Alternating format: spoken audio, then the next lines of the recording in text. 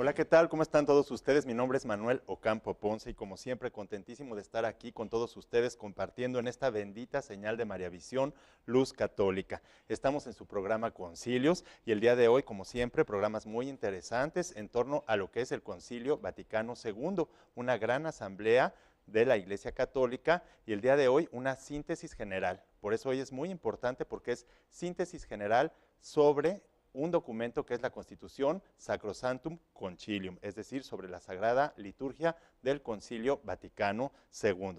Por eso les mando un saludo muy afectuoso y les doy la bienvenida a su programa. Bienvenidos.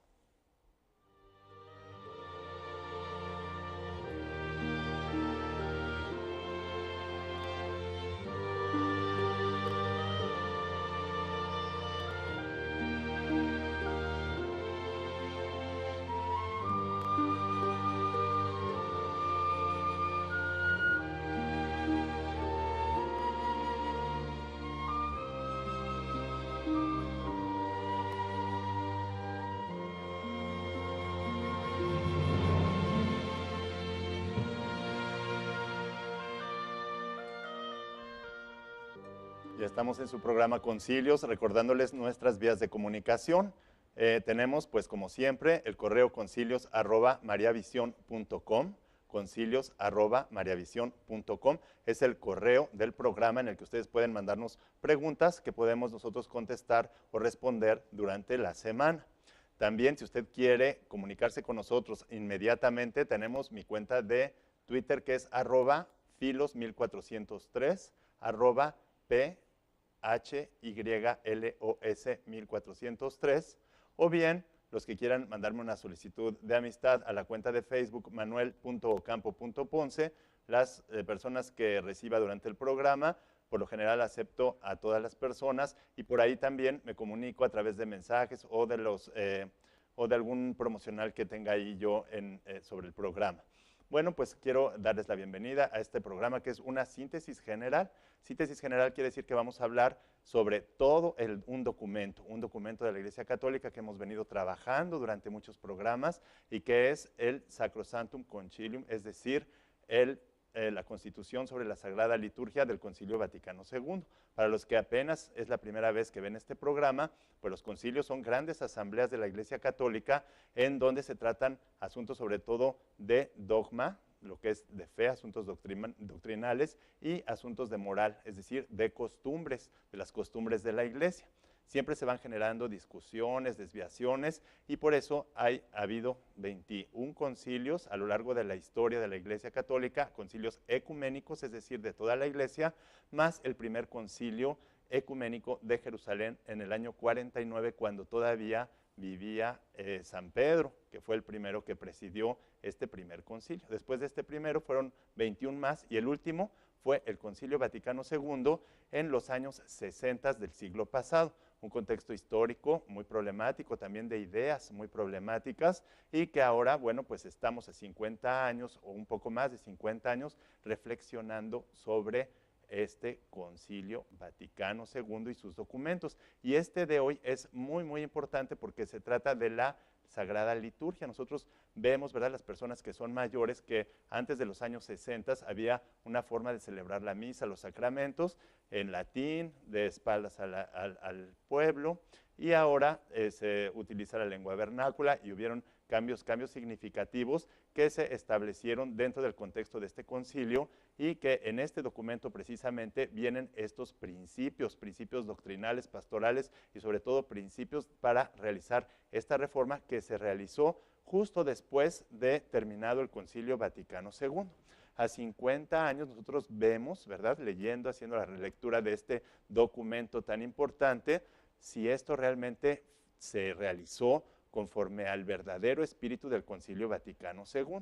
Por eso nos sirve muchísimo leer con atención, y por eso en su momento el Papa Benedicto XVI nos pidió que estudiáramos a fondo el Concilio Vaticano II y el Catecismo de la Iglesia Católica, que salió aproximadamente 20 años después como un fruto muy importante del Concilio Vaticano II.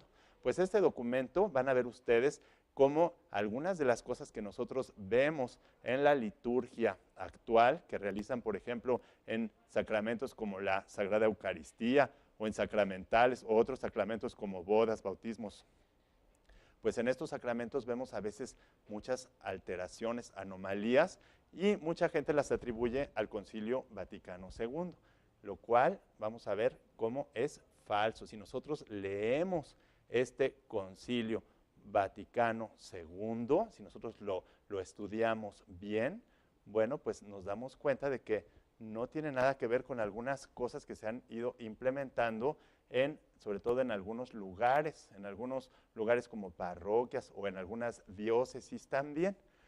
Aquí durante el programa pues vamos a ir viendo, ¿verdad?, el análisis de estos principios fundamentales de este concilio, de este documento y del concilio, que se refleja pues justamente en estas normas o estos principios para esta reforma, la reforma litúrgica. Una de las cosas muy, muy importantes que tiene y que aporta, ¿verdad?, el Concilio Vaticano II es la necesidad de una participación activa en los misterios de todos los fieles, porque los misterios son una fuente necesaria, son una fuente indispensable. ¿Para qué? Para vivir un espíritu auténticamente cristiano. Y si los fieles no vivimos intensamente y activamente, ¿sí?, participamos en estos misterios, pues difícilmente podemos obtener con eficacia la gracia de la redención, de nuestra misma salvación, que se va ejerciendo por medio de la Sagrada Liturgia. Pues fíjense que este documento, Sacrosanctum Concilium, o el documento que es la Constitución sobre la Sagrada Liturgia, fue el primer documento que se aprobó en el contexto del Concilio Vaticano II en diciembre, el 4 de diciembre de 1964, un poco más de un año de haber iniciado el concilio. Y realmente se aprobó mayoritariamente. Solo hubo 4 votos en contra y 2,000 y tantos votos a favor de esta reforma litúrgica que ya venía anunciada y ya había mucha inquietud pastoral porque se realizara esta reforma. Algunas personas, pocas, no estuvieron de acuerdo, pero ahora, bueno, pues podemos hacer una valoración sobre esto y con esta valoración podemos ver si realmente se ha cumplido o no. Y pues vemos que en algunos casos, en muchos, lamentablemente, no se ha respetado el auténtico espíritu de este documento. Y yo creo que por eso, esa es la razón por la que nos ha pedido en su momento el ahora Papa Emérito Benedicto XVI, pues introducirnos, estudiar el espíritu de este concilio, ir a los documentos originales, que además usted puede conseguir, porque tenemos los documentos completos del Concilio Vaticano II, que los puede adquirir usted en cualquier librería católica, y entonces leer ahí y ver. También tiene su programa Concilios, en donde aquí vamos desmenuzando, vamos profundizando en cada uno de los documentos, y ahí pues vemos, ¿verdad?, cómo algunas cosas se han respetado y otras no, y por lo tanto estamos llamados a respetarlas porque el espíritu del concilio pues es magisterio ordinario de la Iglesia Católica, y como magisterio ordinario hay obligatoriedad de aceptar todos y cada uno de sus artículos. Sus artículos son muy importantes y sobre todo los que traen lineamientos. Este documento trae, bueno, primero una primera parte, un primer capítulo introductorio, una primera parte, y después vienen los otros 6 capítulos en donde se ve, pues, principalmente el sacramento de la Eucaristía, que es muy importante. Luego los demás sacramentos y los sacramentales. Viene también un capítulo sobre el oficio divino. Otro capítulo versa sobre lo que es el año litúrgico, sobre la música sacra y también sobre el arte sacro y sobre los objetos litúrgicos, los objetos sagrados, también vienen en este documento. Algunas partes, 2 o 3, son teológicas, porque claro, todo lo que es práctico dentro de la Iglesia tiene que tener un sólido fundamento teórico, y las demás son lineamientos para los cambios que habían de realizarse. Cambios que yo ya les he dicho algunos y otros los vamos a ir viendo durante el programa, como es esta participación activa en los misterios de todos los fieles, el cambio a la lengua vernácula y algunos cambios más, pero no dice muy claramente ahí que no hay que cambiar, no había que cambiar cosas nada más por cambiarlas y que no cualquiera puede cambiar las cosas. Se modificaron los rituales, se modificaron las rúbricas y los documentos oficiales que dan los lineamientos de cómo debe ser cada uno de los ritos, cada uno, bueno, todos los elementos de la liturgia que deben respetarse y que no debe cambiarlos cualquier persona, sino la autoridad competente, como viene en todo el documento, que es pues la Asamblea de los Obispos, pero legítimamente constituidas y aprobadas por la sede apostólica. O sea, no cualquiera puede hacer cambios ahí. Sin embargo, vemos nosotros como cada vez, después a 50 años, se han ido deformando las cosas. Encontramos, por ejemplo, en la Sagrada Eucaristía o en las bodas, aplausos a la mitad de la misa, como si fuera un teatro. Todo el mundo aplaude al principio, en medio, al final, cuantas veces quiere. Manifestaciones de afectos a los que invitan los mismos ministros a veces. Cosas que van completamente fuera del espíritu del Concilio Vaticano II y que además, tristemente, se le atribuyen al concilio cuando son contrarias a lo que el concilio nos estableció. El concilio, si ustedes lo ven muy bien, va perfectamente encaminado a lograr una mayor eficacia, a vivir más plenamente la acción litúrgica, que es la fuente y culmen de lo que es la vida cristiana, aunque, y además de la gracia, sobre todo en el sacramento de la Eucaristía. Vamos a ir viendo todo esto durante este programa y poco a poco lo vamos a ir también ilustrando con algunos materiales que nosotros hemos preparado aquí, pero vamos a un corte y regresamos, no se vayan.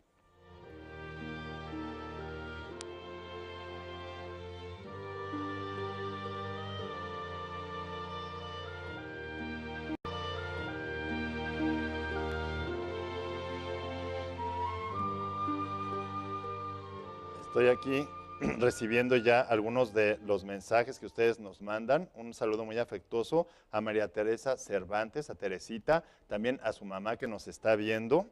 Un saludo a Saúl Vázquez Torres, también al padre Ender Artigas. Y también quiero contestar aquí una pregunta que ya me están llegando, un comentario más bien de Gerardo Segovia. Él nos dice, bueno, que comentemos que cada vez pues más laicos dan la Eucaristía, o sea, administran como ministros extraordinarios la Sagrada Comunión, y esto no es tampoco el espíritu del Concilio Vaticano II, ni está permitido. Por eso son ministros extraordinarios y solamente en casos muy donde sea verdaderamente necesario que estos ministros lo hagan, debe hacerse.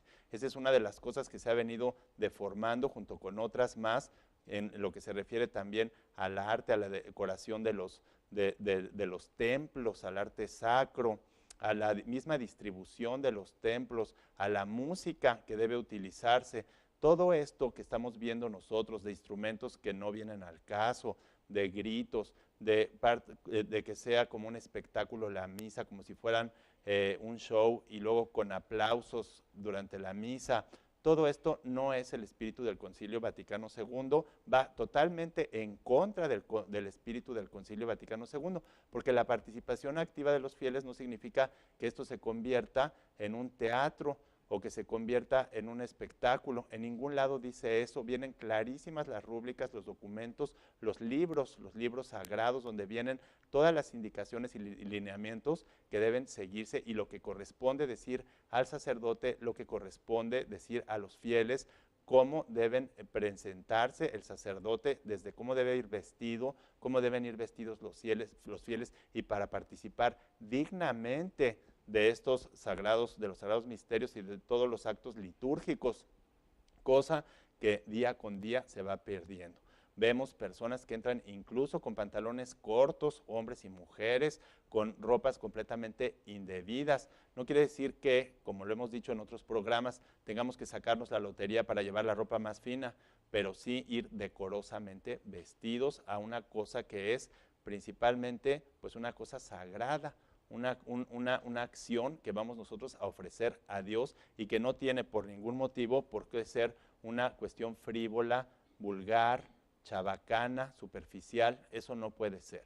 Y sin embargo, cada vez lo vamos viendo más arraigado este espíritu anticonciliar y que va completamente en contra de estos documentos. Hay que hacer un llamado, ¿verdad?, muy atento a todas las autoridades jerárquicas de la Iglesia para que se cuide esto, porque nosotros los fieles, cuando estamos aquí en México, en cualquier estado de la República, cuando vamos al extranjero, a América Latina, a Estados Unidos, a Europa, nos damos cuenta que en todas partes es lo mismo, ¿sí? Van habiendo cada vez más alteraciones y ya los sacerdotes muchas veces, los ministros, las personas encargadas de la liturgia, no tienen ninguna preparación ni en cuanto a lo que es la distribución y la realización de los lugares para que se lleven a cabo estas acciones litúrgicas, como de la misma acción, ¿sí? Está todo muy deteriorado. Vamos nosotros a ver este material para que vayamos nosotros reflexionando un poquito sobre lo que ha sido este documento tan importante. Vamos al material.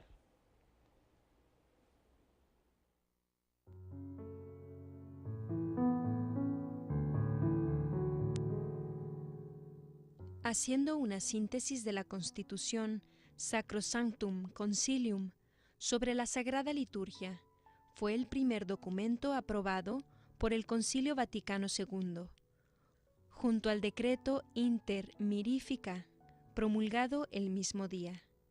Transcurrido un poco más de un año desde el comienzo del concilio, el 4 de diciembre de 1963, tuvo lugar, en presencia de Pablo VI, la votación solemne del texto elaborado en los meses precedentes.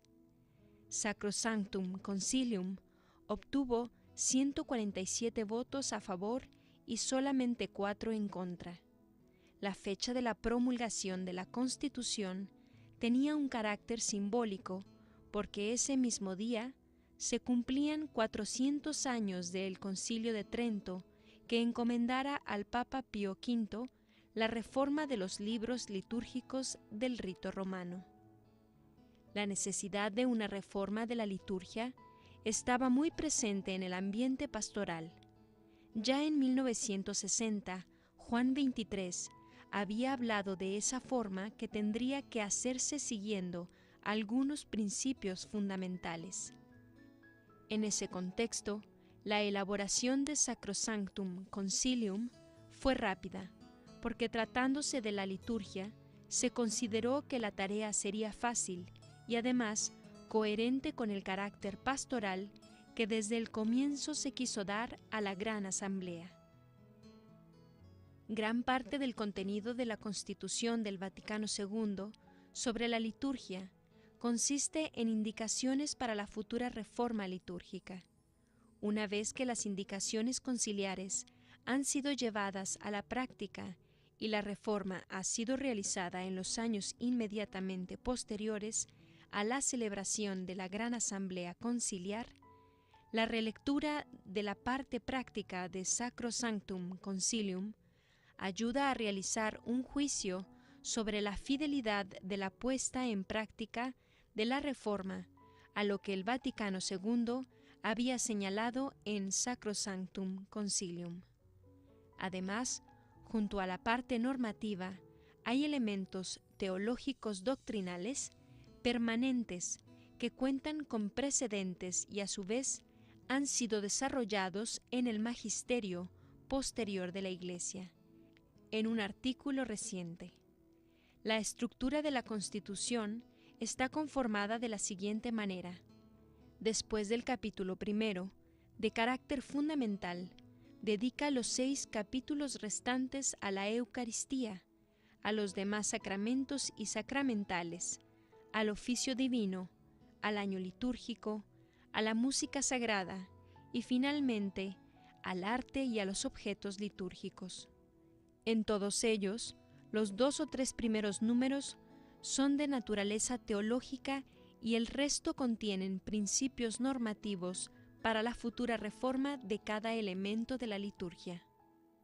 En lo que se refiere a los principios fundamentales, 25 años después, Juan Pablo II, en la Carta Apostólica Vigesimus Quintus Annus, menciona que los principios directivos de la Constitución que sirvieron de base a la reforma son fundamentales para conducir a los fieles a una celebración activa de los misterios, fuente primaria y necesaria del espíritu verdaderamente cristiano, y dado que la mayor parte de los libros litúrgicos han sido publicados, traducidos y puestos en uso, es necesario mantener constantemente presentes estos principios y profundizarlos.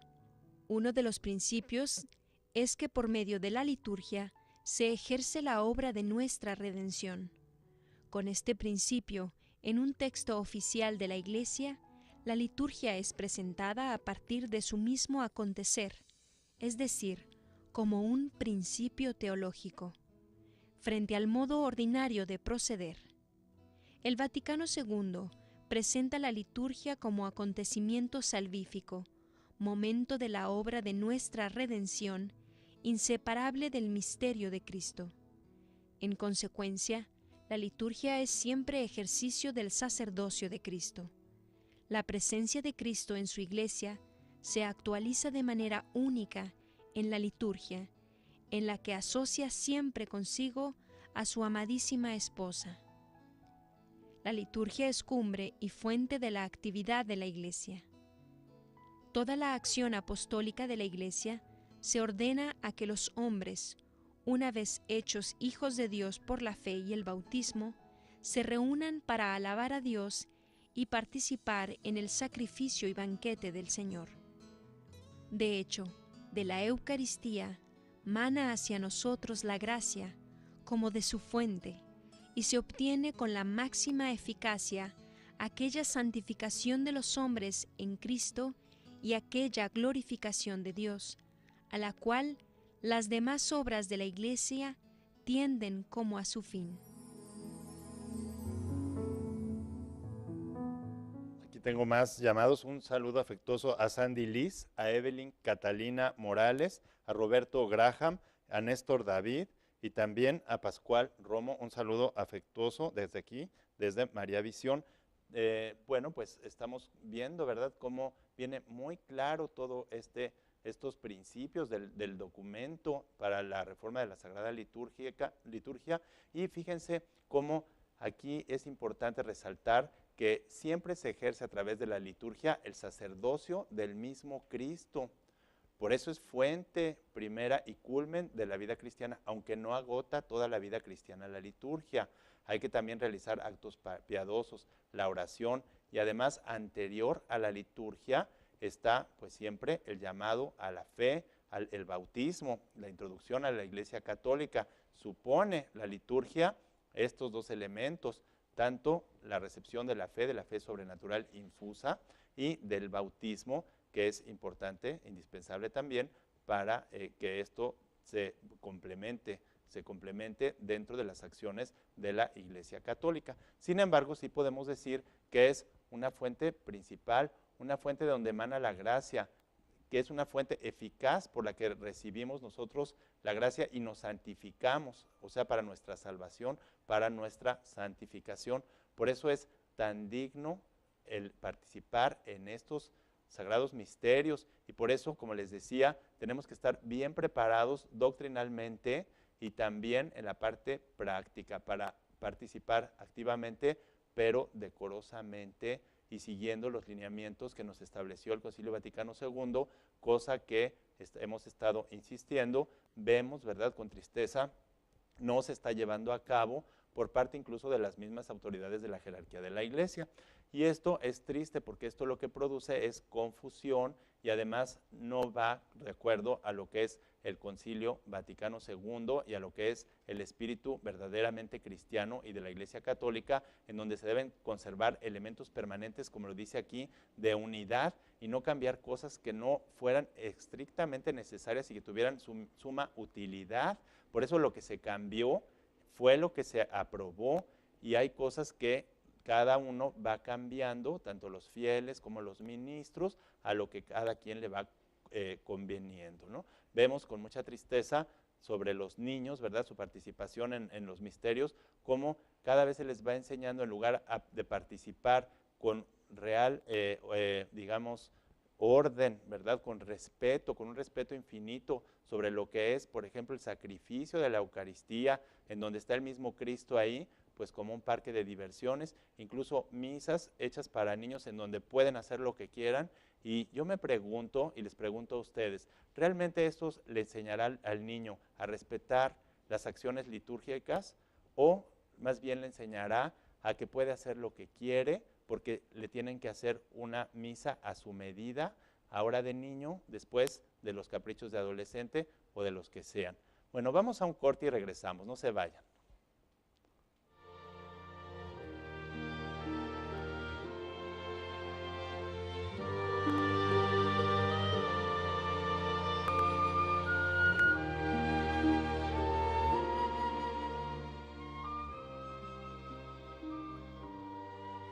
Me da mucho gusto que estén participando. Aquí le quiero mandar un saludo a Patti Po y también a Patricia Ávila, que me dice, falté yo de saludos, doctor.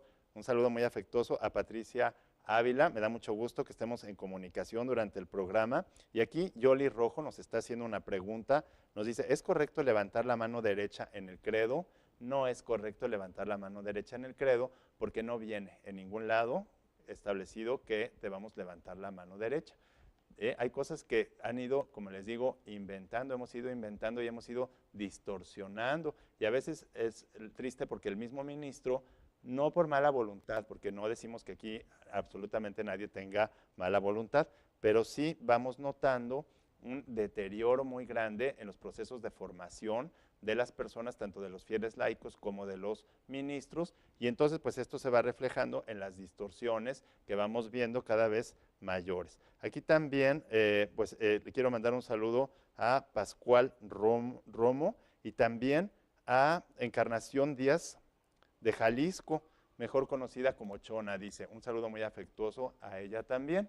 Bueno, pues vamos a continuar avanzando un poquito más. Les decía yo que con respecto, por ejemplo, a la formación incluso de los niños, si los papás no están bien formados, los ministros tampoco, pues cómo unos ciegos van a ir guiando a otros ciegos. Y entonces vamos adaptando con el intento de una participación más activa, pero realizando acciones que a veces yo creo que vamos a reflexionar bien, objetivamente, realmente serán formativas para los niños o acabarán deformándola.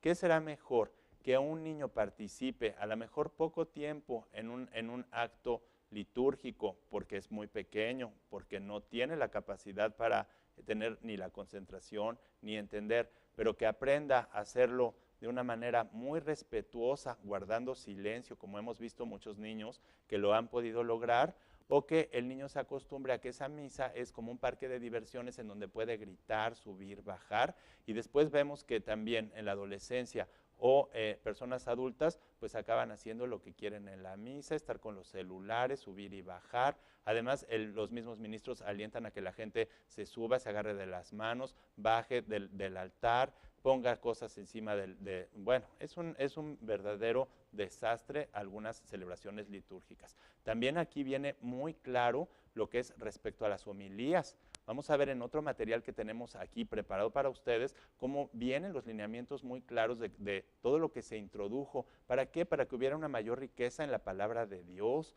para que hubiera mayor participación, la homilía, la oración de los fieles, también fueron introducciones y fueron aportaciones muy importantes del Concilio Vaticano II, pero que lamentablemente vemos que han acabado siendo un desastre. Vamos a ver un poquito más qué dice este Concilio Vaticano II en este material y seguimos comentando.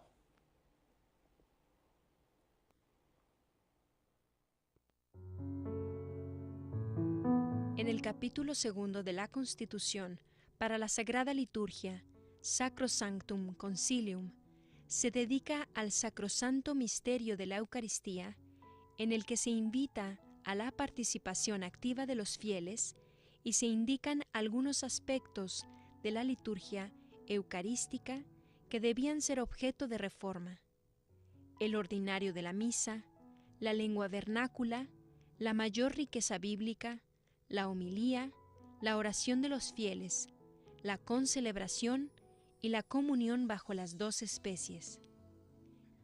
El concilio señala que la liturgia es la acción sagrada por excelencia, no agota toda la actividad de la Iglesia. Antes de llegar a la liturgia, el hombre debe ser llamado, en primer lugar, a la fe y a la conversión.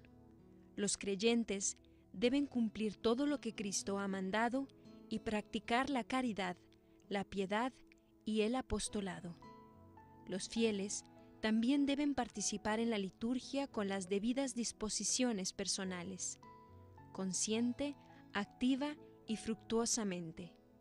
Para evitar el riesgo de un posible absolutismo litúrgico, el Concilio advierte que la participación en la Sagrada Liturgia no abarca toda la vida espiritual y recomienda los ejercicios piadosos del pueblo cristiano que sean conforme a las normas de la Iglesia.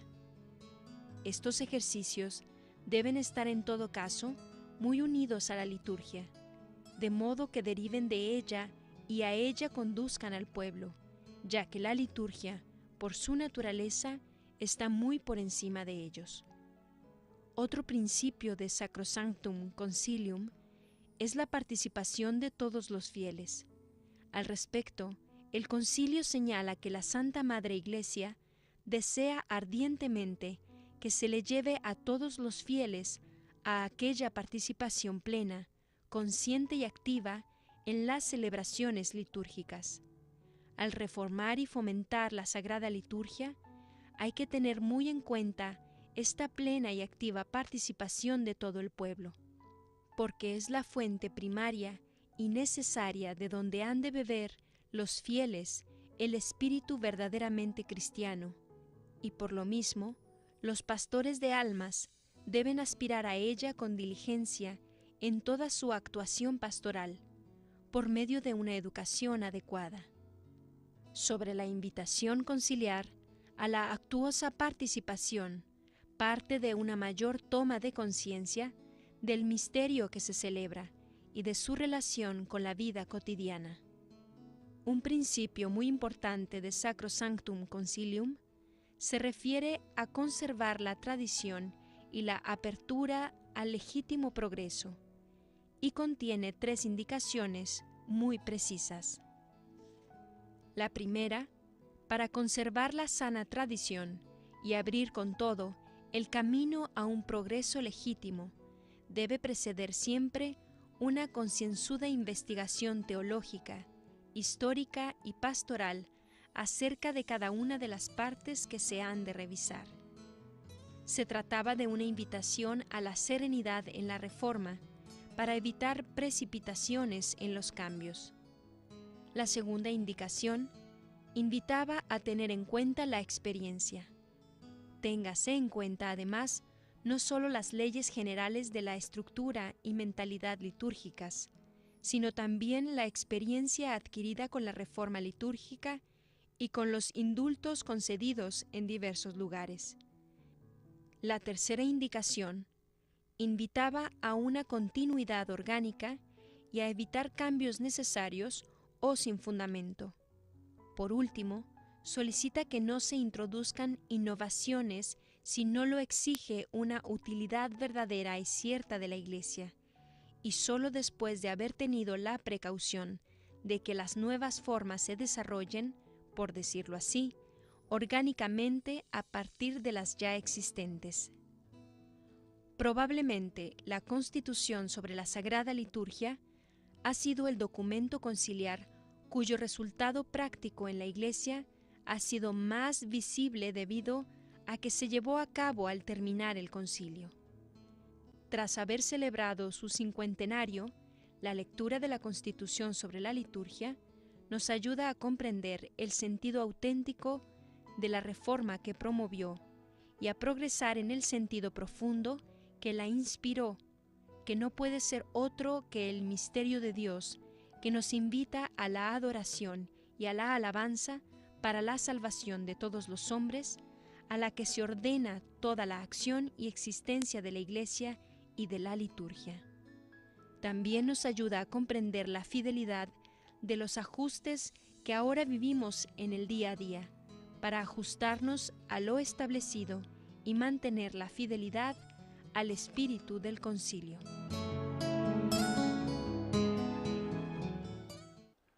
Aquí también quiero mandar un saludo a Magdalena González Ramos, que también está viendo el programa. Un saludo muy afectuoso a Magdalena.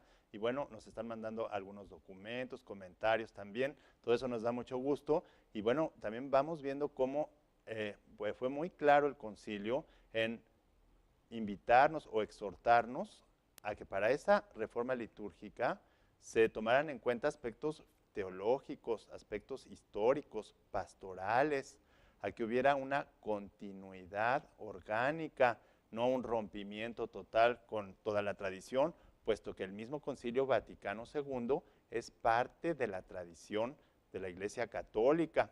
Si nosotros queremos eliminar el Concilio Vaticano II, como sucede también en algunos extremos, ¿verdad?, de gente que participa dentro de la Iglesia Católica, pues estamos negando la misma tradición católica. No podemos ser tradicionales, ni tradicionalistas, ni católicos, si negamos el Concilio Vaticano II como parte de la tradición católica. Pero lo que sí podemos hacer es, pues, procurar, ¿verdad?, ser fieles al espíritu del Concilio Vaticano II, de su reforma, como fue hecha, porque finalmente esa reforma se realizó, pues, por las autoridades competentes de la Iglesia, asistidas por el Espíritu Santo, pero además confirmadas por la aprobación de la Santa Sede.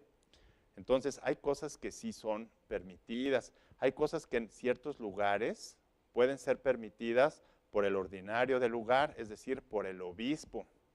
Pero por eso, justamente por eso, los fieles tenemos que formarnos muy bien, y también los ministros, para saber qué cosas sí son, porque no es lo mismo a veces, ¿verdad?, estar en una ciudad, por ejemplo, como Nueva York, que estar en una zona selvática alejadísima, a lo mejor de África, de Asia, en donde, bueno, pues las situaciones y los contextos varían dramáticamente y exigen realmente algunos ajustes, pero que sean legítimos, porque si se va a perder la unidad, pues entonces, y en la continuidad, ya acaba siendo otra cosa que no tiene nada que ver. Y más bien, bueno, pues tenemos que ir formando a la gente para que el espíritu de unidad y los ajustes que se van haciendo, incorporando, como siempre lo ha hecho la Iglesia Católica, los elementos auténticamente culturales que se va encontrando a lo largo del camino, en la historia, en su peregrinar, en su acción apostólica y misional, pues ha ido siempre incorporando lo bueno que va encontrando, porque hay una gran riqueza que no se va a agotar tan fácilmente en todo lo que es la creatividad humana, en nuevos instrumentos, nuevas formas, pero todo esto tiene que tener las debidas indicaciones, cumplir con las debidas normas, porque no cualquier cosa puede ser cultural. Ya hemos visto nosotros aquí en otros programas también cómo cultura es todo lo que el hombre hace, crea, realiza, produce, transforma, pero siempre y cuando perfeccione al hombre mismo y al entorno, a todo lo que le rodea. Las cosas que degradan, que son degradantes, que son nocivas, que no perfeccionan, esas no pueden ser auténticamente culturales.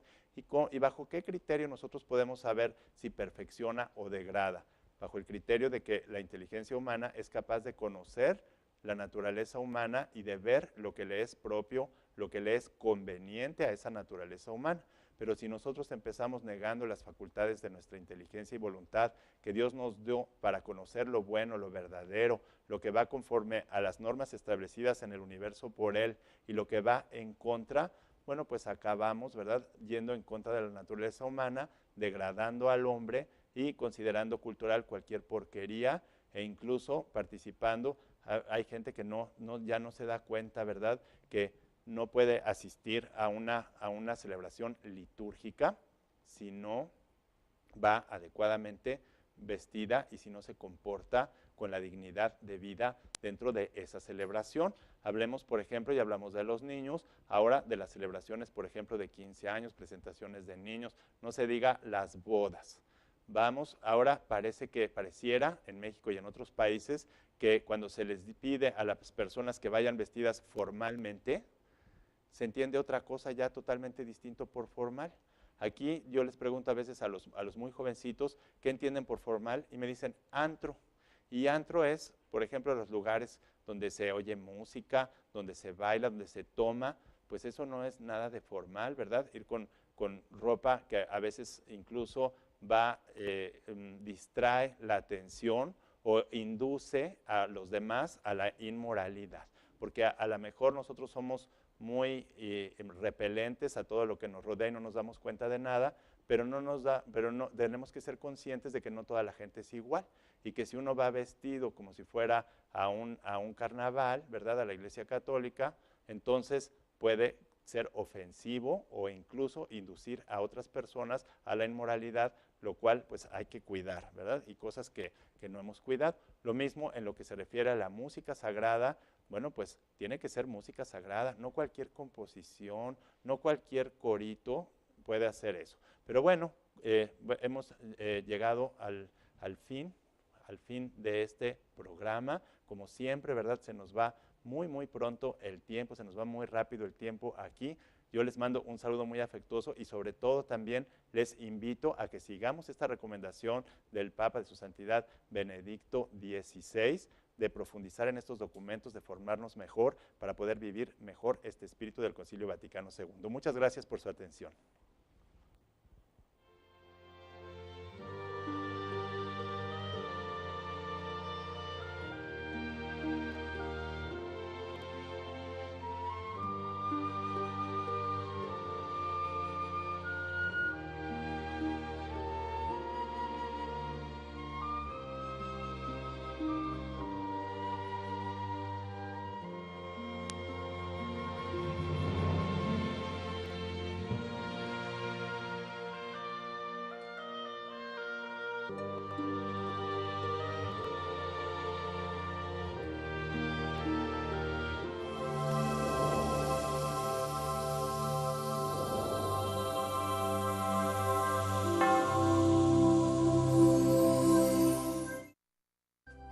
Si usted desea una copia de este programa, por favor contáctenos a los siguientes teléfonos. Desde el extranjero, marque 0052 33 3770 1814 y del interior de la República Mexicana al 01900 849 3507 o escríbenos a nuestro correo electrónico tiendavirtual@mariavision.com y visita nuestra página web www.mariavision.com.